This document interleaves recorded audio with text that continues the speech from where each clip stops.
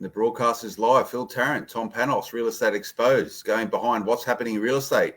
Tom, we have a special guest today. We'll introduce him soon, but how are you going on, mate? Good to see you, lads. Good to see you, Phil. Good to see you, Alex. How are we going? We're going very, very well. The amount of property that, what really upset me, I was thinking about it, is I've got every possible vendor in Sydney, Melbourne, and many parts of Australia racing to get their property on the market and sold in the last few weeks of this year. And there's this oversupply of listings that have hit the market in many metropolitan parts. And then in September and August and in October, I was screaming out on the top of my lungs on social media and pieces I'd written for News Corp. Put your home on the market if you're thinking of selling. There's nothing on the market right now. You're going to get a top dollar, right? You're going to get top dollar. Put it on the market right now. What happens is people were thinking, no, let's wait for the lockdown to end. Let's wait till we can start having physical inspections with open homes. No more of these Zoom auctions. What happens next, guys, is this Saturday, there are 1,800 auctions scheduled in Sydney. I mean, there was a time when 300 or 400 auctions on a Saturday was seen as, hey, look, lots of auctions being put to the market on a particular weekend. There's 1,800 properties. Guys, there are properties that are being cancelling. There are properties that are being sold prior. There are properties being withdrawn. There's simply an oversupply in the metro areas. And I just think to myself, it's interesting how the behaviour of sellers, even though logic says sell now, they hold off, and then they're all racing to, get the profits out now. And we've already started seeing a bit of softening in some markets. I spoke to Thomas McGlynn, who works as a sales head and auctioneer of Greshik Whitney. I saw him yesterday in the morning, and he said to me, no question about it, they've dropped 5% at least in his marketplace. We've seen that, right? These are from his words. So, guys, I love to unpack it, but I'm really interested because I had a conversation with Alex the day before yesterday, and this is going to be a really good opportunity for our real estate agents and our mortgage brokers. They've got a similar sort of audience, similar sort of client. What does it feel like when a client gets pissed off with an experience? What are the consequences? And I also want to talk about what could have been done differently, because Alex Whitlock, who is one of the owners of Momentum Media, those that watch this, REB, because it's the real estate audience. So, Phil, you guys have been business partners for how long now? 15 years, 15 plus years. Other brands for our mortgage brokers, they'd be familiar with the Advisor, Mortgage Business for our property investors, Smart Property Investment. Both myself and Alex are, I guess we're media professionals, but we're also property investors as well. So we thought we'd bring Alex in to this particular chat. Tom, Real Estate Exposed. We're supposed to talk about the stuff that no one really wants to talk about in real estate, but everyone wants to hear about. A tale of two very different stories. I've recently gone through a purchase. It's been a very good purchase. Alex has just been through a purchase, and what he ended up buying was a good purchase, but there was a bit of a gap in the middle there, which I thought would be your points. We can unpack that today. One thing's for sure, guys, there's a lot of money being made in your business. Everyone's buying real estate over there. Good luck to you guys. Well done. Congratulations. We do our best, but Alex Whitlock, we're property investors individually. We also share a portfolio where we share our journey investing in property, smart property investments. So any chance we get to give a real world take on what actually happens buying real estate, what we do well, what we do less than well. I'm quite reflective on how do you do it better in the future. But Alex, you haven't had a particularly great experience last weekend.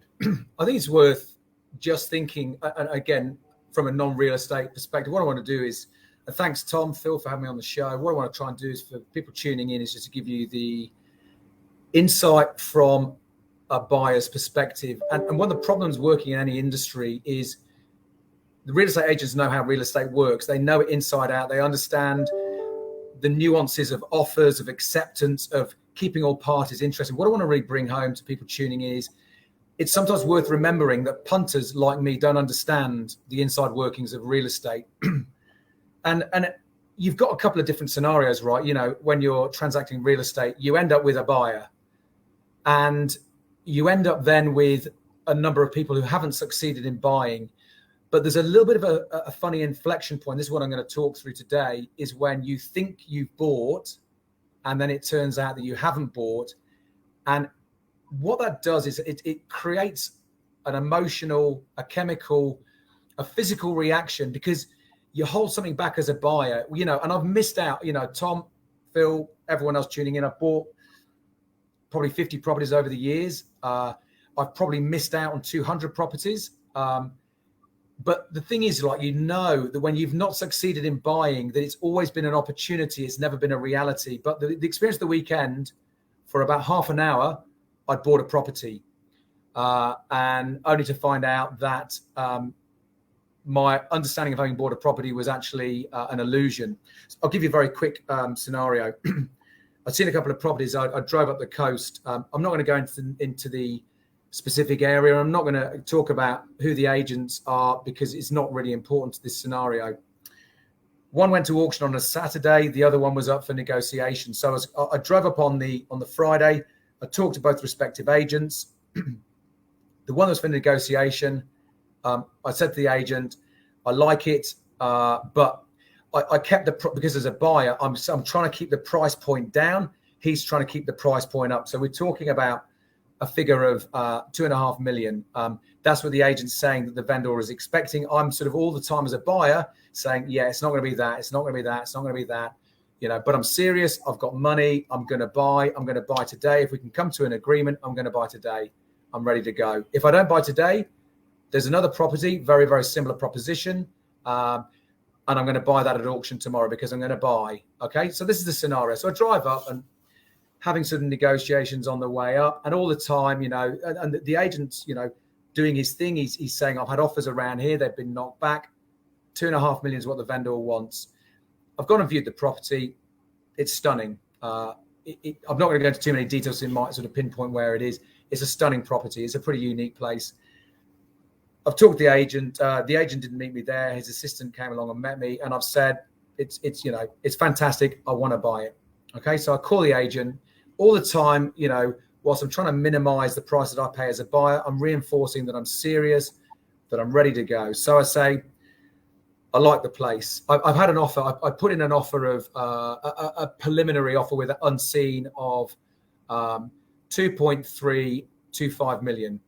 And they'd said, it's not going to be enough. I said, look, take it to the vendor. It's higher than you've been offered so far. That gives us a realistic starting point. Anyway, seen the property. I love it. I give the agent a call and I said, I'm serious about this place. Go talk to the vendor. There's a deal to be done this afternoon. Otherwise, I will be buying at auction tomorrow. I like this place. I'm serious. Come back to me and tell me what the vendor will sell for. Now, from my perspective, I'm giving, you know, carte blanche for the agent, for the vendor to name their price. Okay, this is my experience as a buyer. This is my paradigm as a buyer. So the agent calls me back and said, Alex, and oh, by the way, and I'll give you another caveat. I said, tell them to name their price. And I said, by the way, it's not going to be 2.5. I'm just going to let you know, be realistic all the time, trying to be conservative as a buyer. The agent phones me back and said, Alex, the sell today price is 2.5 million. I said, I'll buy it. Tell the vendor, I'll buy it. Okay. End of conversation.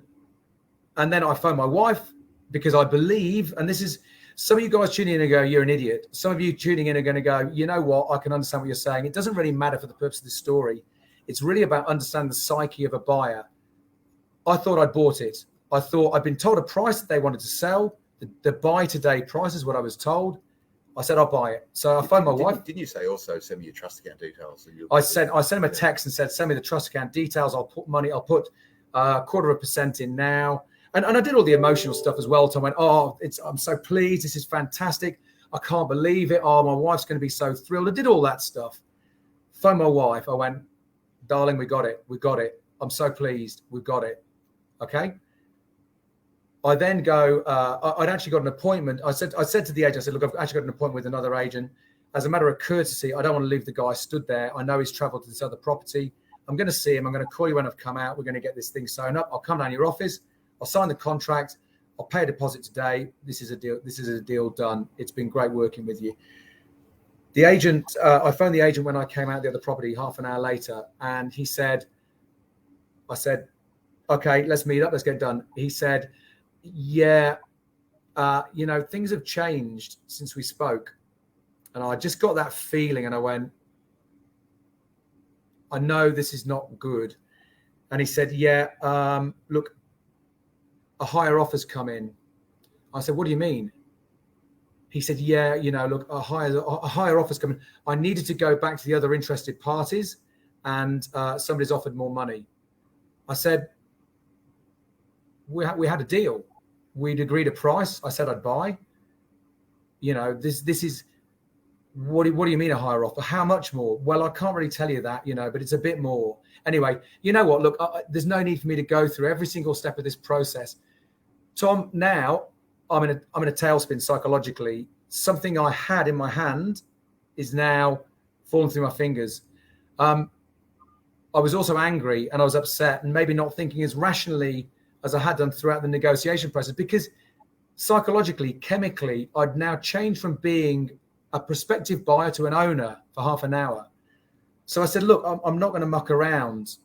I don't want to go through, we're going to carry, I don't want to carry on like this. I thought we had a deal. Now we haven't got a deal. So you go to the vendor and you come back, and now you tell me what the real price is, what it's going to sell. And I'll give you a yes or no. And he said, okay.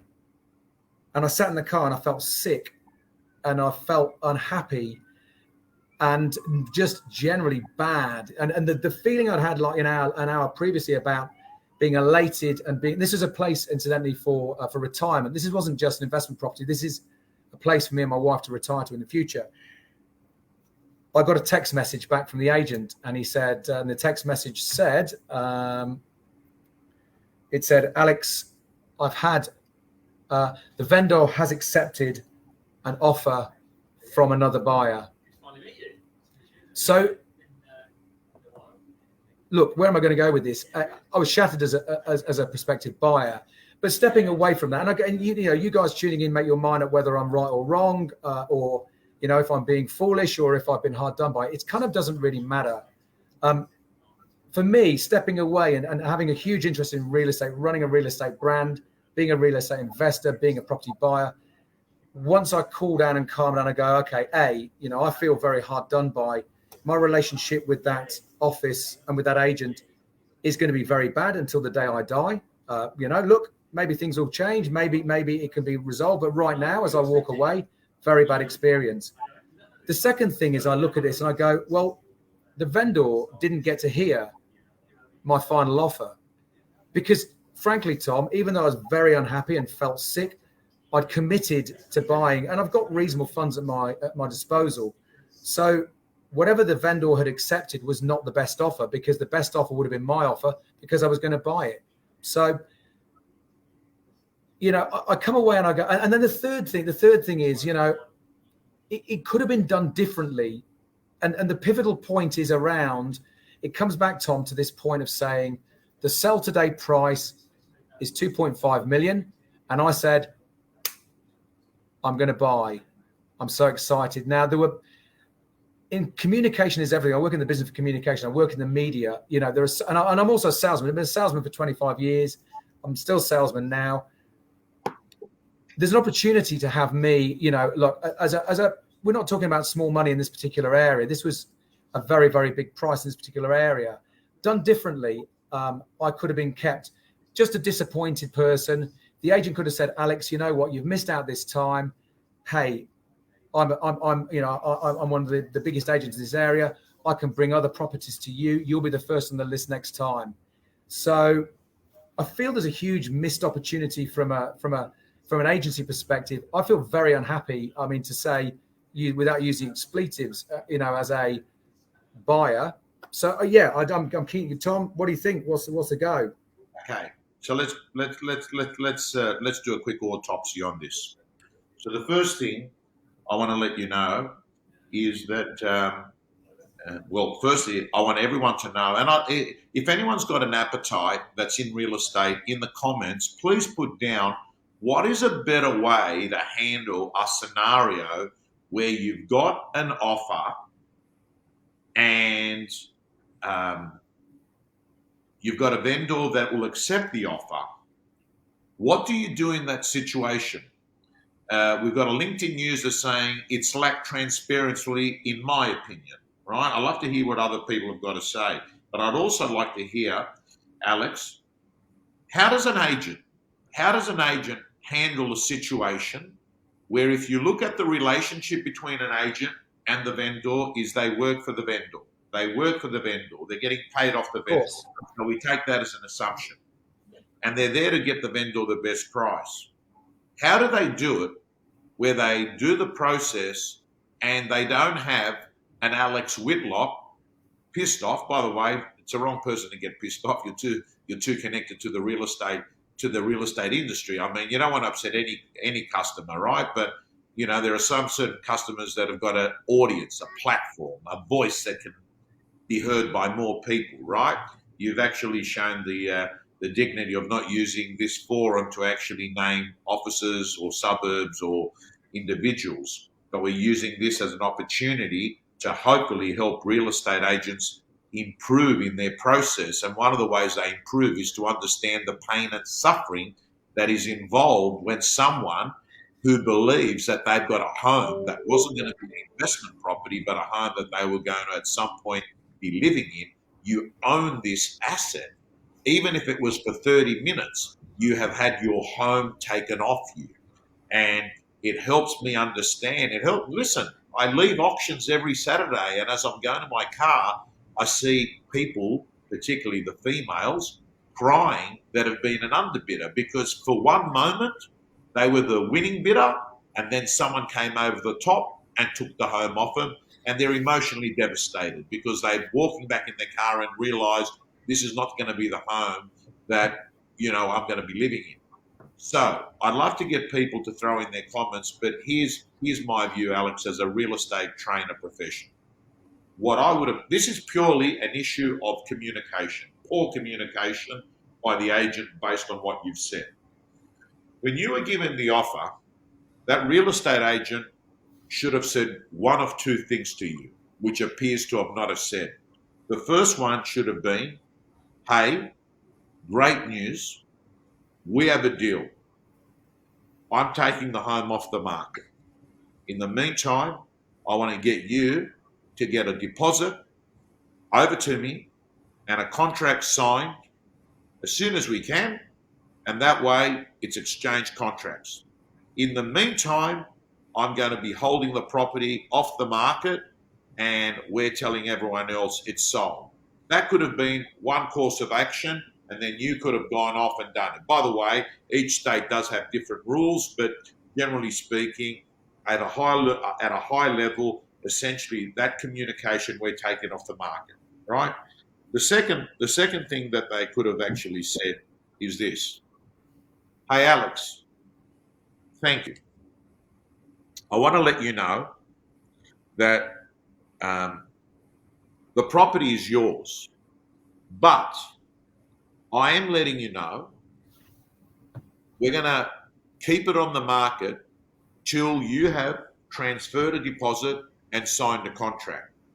Up until then, it's going to stay on the market, because if you were to change your mind, we'll end up with no one, right?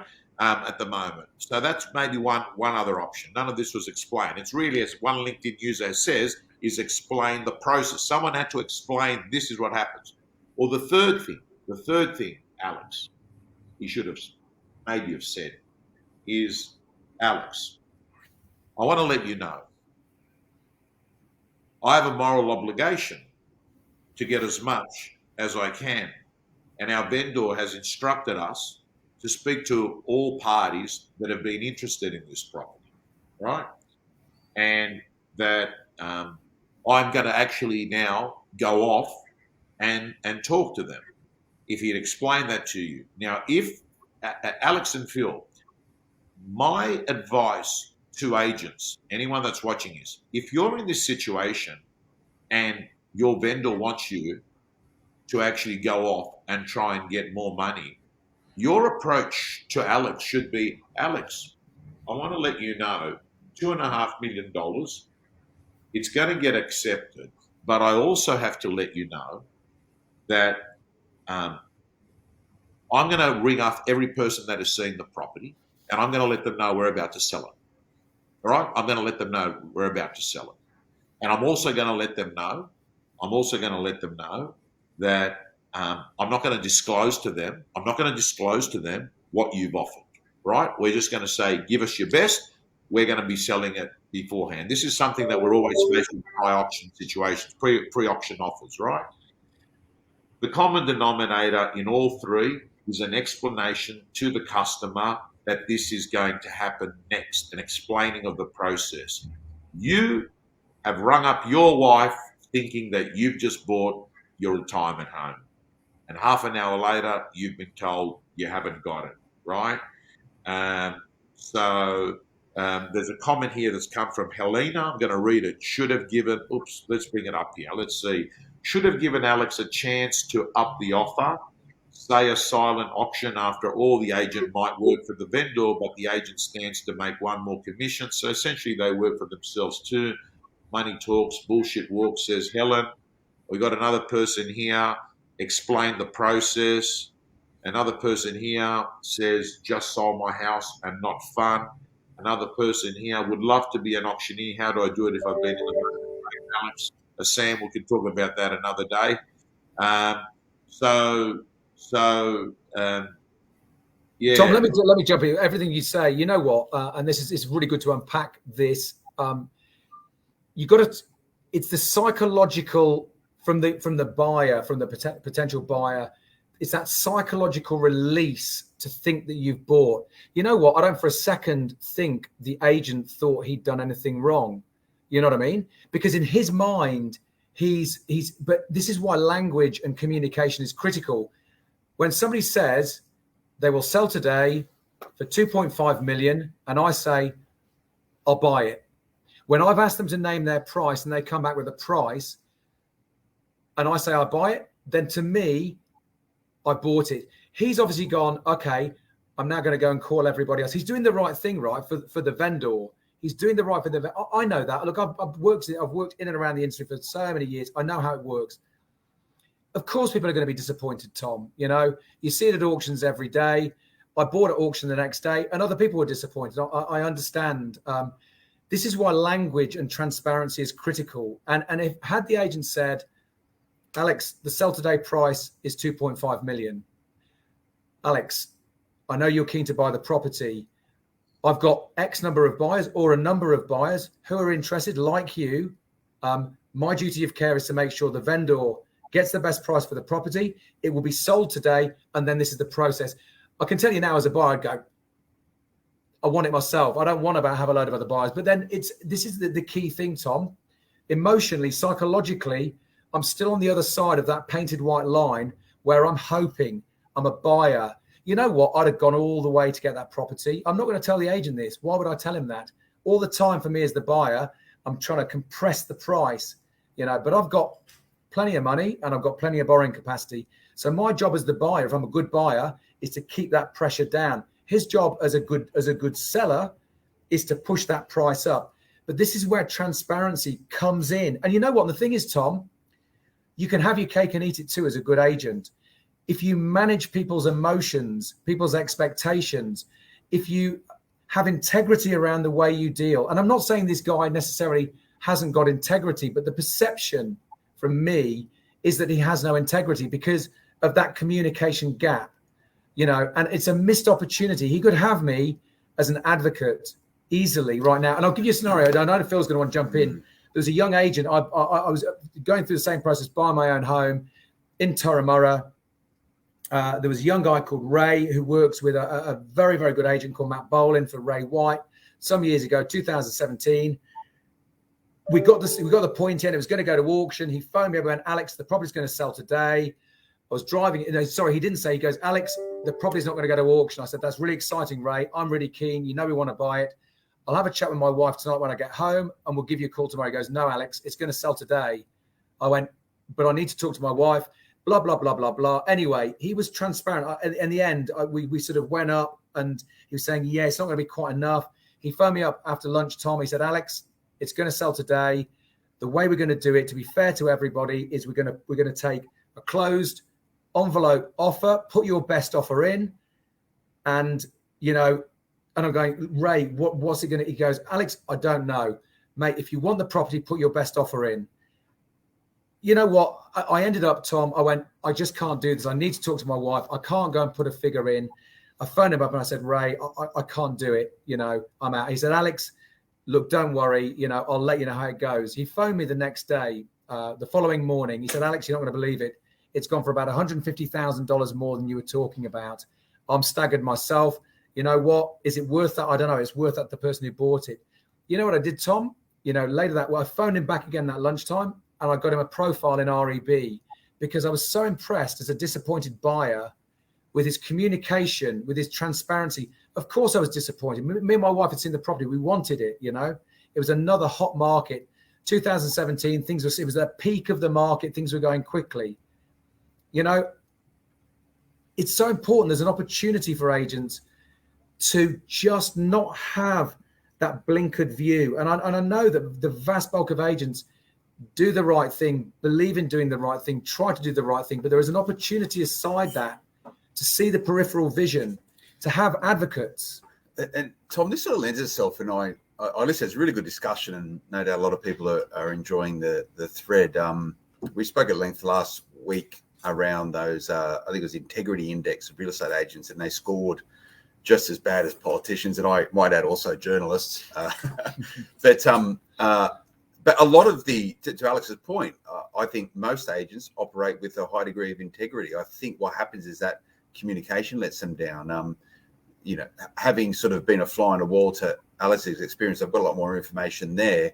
It sounds to me that this agent was never going to sell the property to Alex. It sounds as though there was a fair bit of negotiation with other interested parties prior to Alex coming up, and Alex was pretty much a vehicle for him to sell the property to the person he wanted to sell it to, probably at the price that he wanted to get. So Alex, in many ways, was just a tool for the agent to motivate that sale. Now, there might be a lot of reasons why that agent wanted to motivate that sale with another buyer, and this gets to some of the depth and complexity of real estate transactions. I think we've spoken about it before, this notion of a double header. There might have been a sale. It might have been a listing on that side to the person who was buying. Who knows? But again, transparency could have been a lot clearer, I think. But that doesn't matter, right? I don't have the right to buy a property, even if I offer the highest price, right? It's not necessarily about the highest price. It's about the offer that the vendor wants to accept, right? And I get that, The thing is the opportunity, and I'll take a step back. It's not just about transparency, because if you don't understand the reason for transparency, then why are you going to do it? It's taking that step back, and it's understanding that buyers, they're also tunnel vision. They're focused on buying what they want to buy. They're emotional. It's about having that.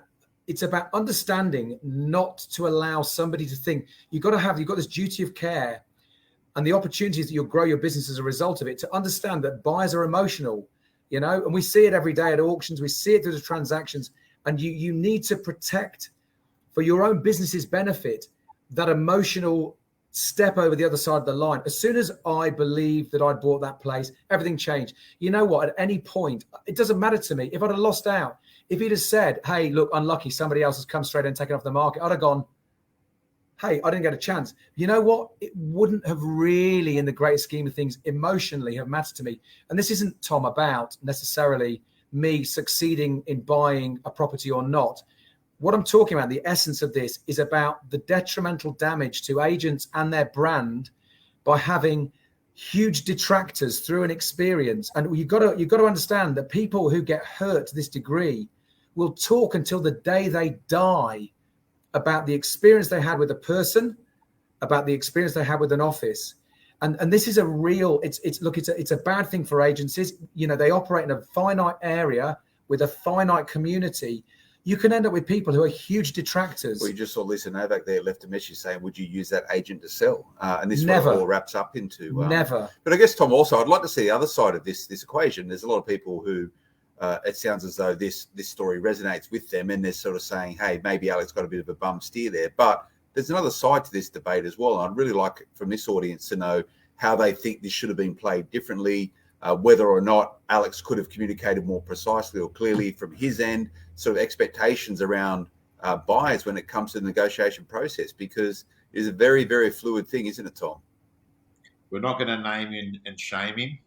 But Phil, whilst we're waiting for people to throw in their 20 cents worth on how they play that ball, I can tell you that today, I only just remembered, so at the moment, guys, the auction market, because there's a saturation, there's a lot of properties that are ending up having one strong buyer and one or two that are not so strong.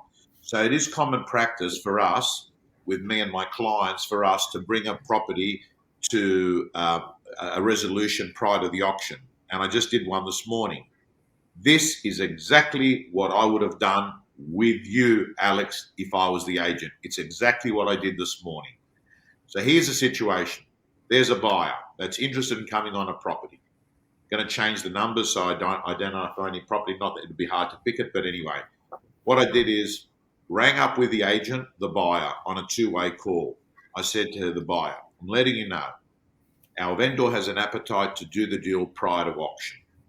Right? They want to sell prior to auction. I want to know at what price, this is the hottest buyer, at what price? They said 1.1, we want to buy it. I said, can I ask you, if someone were to come along at a little bit higher, would we be required to come back to you? Or is 1.1 your final figure? The words they said is 1.1, not a single cent over. We'd walk away. We then rang up the other two people that had shown interest. We said, hey, letting you know, we could be selling the property prior to auction. I want to ask you, at what price level do you want to be included in negotiations, and at what price level do you want to be excluded in negotiations? The buyer said to me, can I ask you, what price have you got if you've got a price? I said, we're not going to disclose them. We're not going to get into a situation where we're going to go off and do an auction prior to the auction. You got to give us, as Lisa Novak has said, your best and fairest price, and be prepared that when this property is sold today, that you feel comfortable that you've let it go. They said to me, 1,020,000. I responded, out of curiosity, if you found out the property sold at over that, even around 1.1, would you be upset we didn't come back to you? They said, absolutely not. We've been looking around, the market's dropping, blah, blah, blah. Same conversation with the second buyer. Guess what? Everyone's happy. You've got a vendor that's happy, their property's sold. You've got the buyer at 1.1, they're happy. You've got two people that have been informed by the agent, the property is sold, and it's sold at a higher number than what you were prepared to go to, and a higher number that you said you wouldn't move up the ladder with. Everyone is happy. It's an explanation. I mean, we're talking about a pre-auction scenario, but it's a similar situation, right?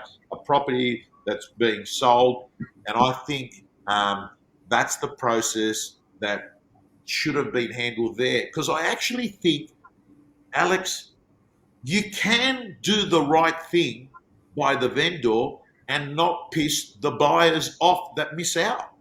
Of course. I think people want to look, people want to get, when you're a buyer, you want to be the winner. You don't care about other buyers, so I want what I want. I think that the skill set for the agent is to understand the emotional, psychological makeup of all parties. You have a vendor with their needs and objectives. There's going to be one buyer. There's not going to be two. There's going to be one winner and a lot of losers. And I think having a really good and deep understanding of the psychology of the ecosystem you're working in, you can turn this to your advantage. You can keep everybody happy. And I think if you understand that fundamentally, then the transparency, the language you use falls into place. If you don't understand that, of course you're not going to be transparent because you don't care. And this is why I think agents will unwittingly end up in situations where they've misled. Maybe some do it deliberately. I don't know whether it's a tactic. Who knows? Let's give the benefit of the doubt. Where if you don't understand the psychology at the beginning, you can unwittingly upset people. There is an opportunity. People carry grudges and people will also be absolute advocates. And I think once the emotion dies down, if I've missed out, there are always other properties. We know that, there's always another one. So look, yeah, I think it's really understanding. You've got to understand the fundamentals of everyone in the ecosystem. Then the common sense comes in. And it's probably, Alex, we probably now know why the auction system is considered still to be the most transparent. Absolutely. Because the truth is, you're all there, you're seeing what's going on, you can see that they're bidding that, you're bidding that, agent goes through the process, and yes, some people are upset. Your heart's still beating, what? And you get that, but then you're okay. I'm listening to what Tom Quinn's got to say. I'm just reading it. What some real estate agents don't understand is if they don't work for the buyer, they lose the potential of a follow work like selling the home again when the buyer moves out or referrals. Well, I'll go as far as saying, Tom Quinn, when I started in real estate and I started working in the inner west, I was brought up in the Canterbury Bankstown area. And, when you start off as an agent in a new area, it's really hard to meet vendors, but it's really easy to meet buyers. You're meeting a lot of buyers. And I have to tell you, Alex, the number one thing I was ever taught in my whole real estate life was by a guy called John Ausnet. He said to me, Tom, get yourself an exercise book and write buyers on there. And what I want you to do is every buyer you meet, you just give them a lasting impression that they never forget you. He goes, watch what will happen in 2 years. And I did exactly that. Something strange happens. They go off. They buy a home from someone else, even though you didn't have the home. But they just thought that you gave them this incredible experience, and they ring you up and say, come and sell our house. You get buyers ringing you up out of the blue. Hey, Tom, we met you at a home. We never did business with you, but we really like you took time out. You helped us out. My brother-in-law needs to sell their house. It seems like all this emotional equity that you put in to buyers, actually they become like lead generators. Or they can become the opposite, which is a lead denigrator by the sounds of it, So, Tom, you absolutely, just to endorse that. So I went through the buying process. It was funnily enough the same, around the same time. And there was a young agent called William Chan who had a property. I didn't buy from him, but he stayed engaged with me. And he stayed in contact. He came to visit me, and he even came around. And one day he came around to an appraisal on the place that I ended up buying, not from him. And, and he was just such a good guy and so focused that over a period of years, I was in that place for nearly 5 years. And over a period of years of building a relationship with William Chan, I said, William, when I sell my house, you'll be the agent that sells it. And you know what? He was the agent that sold it. And when I bought another house, not through his agency, from elsewhere. When I sell that house, William will sell that house for me as well. Yeah. Well, if it's the agent I'm thinking about, out in the north in Sydney, isn't it? That's right. Yeah, up in the North Shore. Yeah, he's a good client of mine. I think he's a real estate gym member. I've done a lot of coaching with him on face-to-face, one-on-one. And it's no surprise he's, off the top of my head, he'd be on track to write $2 million in GCI. He's a star performer. He's actually gone off and he's set up his own. He's got his own office. Business now with, I think, Craig Marshall Chanyal, I think it is. Yeah, the good guys. An interesting question's come in here from a LinkedIn user. Hi, Tom. When the buyer has been asked about the price point to be excluded from future updates, if the buyer says, I don't know, but call me And I'll tell you then, question will relieve this buyer as being difficult. So let me respond to that. It's a good point. If that buyer turns around, I would say, hey, listen, I will call you. I will call you to let you know that we are going to be selling it. I'll call you right at the pointy end, but I am letting you know. I'm not going to be telling you what that offer is. I'm not going to shop around another person's offer, which may have happened to you. I'm thinking to myself, Alex, that may have happened to you. They may have got your offer, gone off and sold it off to someone else, right? I would not be doing it because all that happens is you end up, look, to be honest with you, you can end up doing that. You actually end up upsetting every party, right? You upset the person that ends up buying it. They're upset because then they're paying more. And then you also upset the person that's missed out on it. So I just think that having the ability to have a crucial conversation very early on in the piece, explaining what the process is going to be like, and actually by the way, have a process. If you maybe right now you've got to work out, what do I do in this situation? What is our policy as an office? What do we do when we've got multiple parties on one property? Tom, it's worth saying, so Phil went through a buying experience very, very different to mine. The process. Just talk through your experience, how you work with your agent. I bought just a weekender about a month or so ago, and I went and checked it out with my wife, and not our wife, with my wife, and we liked it. And I said to the guy who was selling it, Stone Real Estate, good operators, okay, I want to buy this. What's today's price? And he told me what the price was. I went, okay, no worries. Then I went and had a wander around again, and I come back and I said, how are you going to play this? If I give you offer, you're going to shop it around if it's at that price point. So then you said, what's the price to sell? He said, I'll sell for this price. Sell for this price. Yeah. And I went, okay, no worries. Went and had a look around and found another reason to speak to him and said, how are you going to play this? You're going to shop it around and try and push the price up? He goes, no, that is the price. And if you give me that, it's done. And I went, okay, no worries. And then we jumped in the car and we drove home. And I called him up half an hour later and said, okay, deal done. Send me your trust account details. By the time I got home, I had his details. I put 0.25% into his account.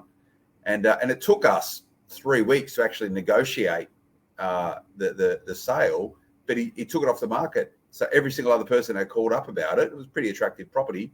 He just went under offer.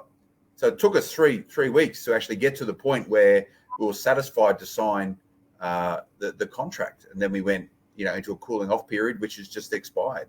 So very, very different experience. And that's how I like to buy real estate. What is it? Done.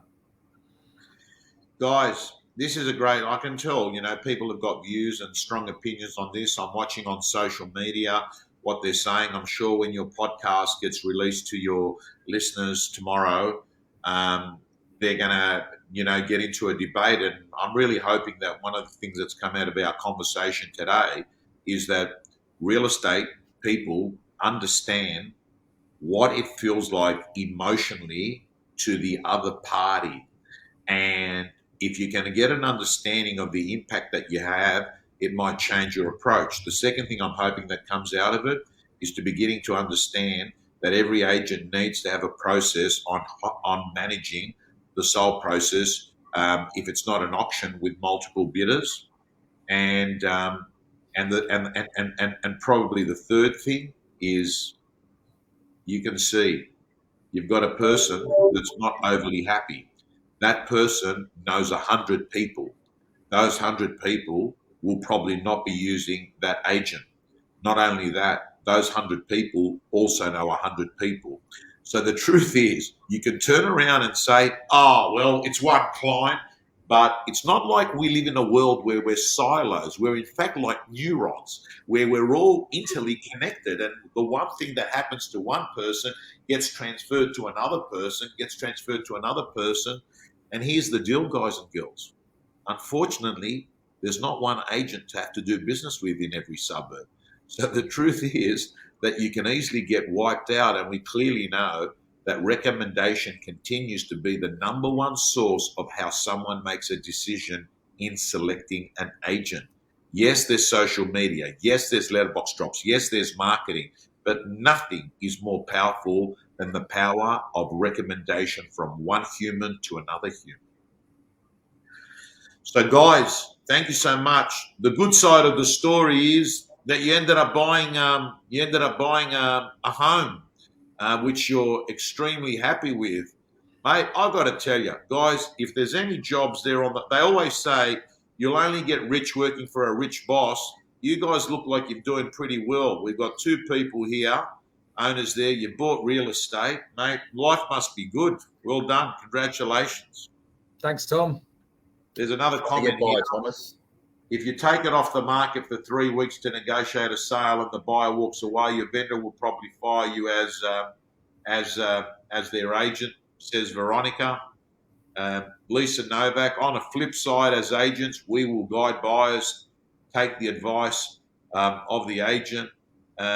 Margot, this was very interesting. Yeah, gang, listen, great session. Good to see you. Paul Glassett.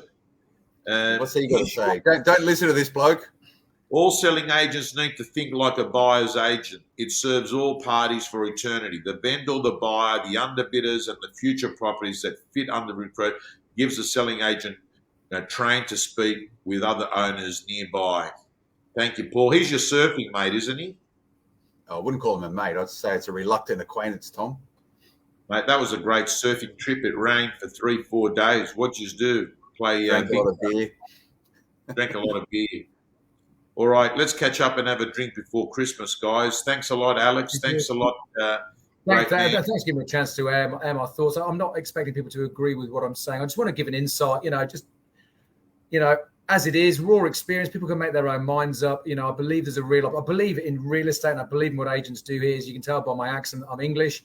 Real estate's very different over there. There's a very dynamic industry here, sophisticated. The way that homes are presented to buyers is phenomenal. There's a lot of passion, a lot of energy goes in, and I just think there's a lot of opportunity that gets missed. So look, I hope there's been some value from hearing my story, and I've been very grateful to be on the show. Alex, I'll just finish off on this. On a Saturday, I could end up doing, or lately it's been 16, 17, but on average, 10 to 12 auctions. As I'm leaving and I see an underbidder, right, I'm mindful. For me, it might be my 10th auction of the day, my 100th for the quarter, my 500th for the year, but for that person, it's the first. I always go up to the underbidder if they're around, if they haven't disappeared, and I'll say to them this. I know this might sound corny, but most of the underbidders I've met that I've run into afterwards somewhere tell me it didn't work out too bad after all, because they would have not been able to buy the next home that came available, which they didn't have available at the time they were looking at it. So all I can say to you is that history shows that you'll probably find something that will be even happier than this one. I'll leave them with that comment, because I actually know, mate, I'm going to another auction. They're getting into the car and they're emotionally devastated, because just for a moment, when they were the highest bidder during the auction, they were in the living room with their family and their friends, just for a moment, and it had been taken away from them, right? And you felt that. You felt that for a full 30 minutes. You visualized the Whitlock family in the property. Life is good. Bringing the general value of the suburb down once we've moved in. Yes. All righty. It's all good now, Tom. It's all good. Thanks very much. Stay strong. See you next week. See you later. See ya.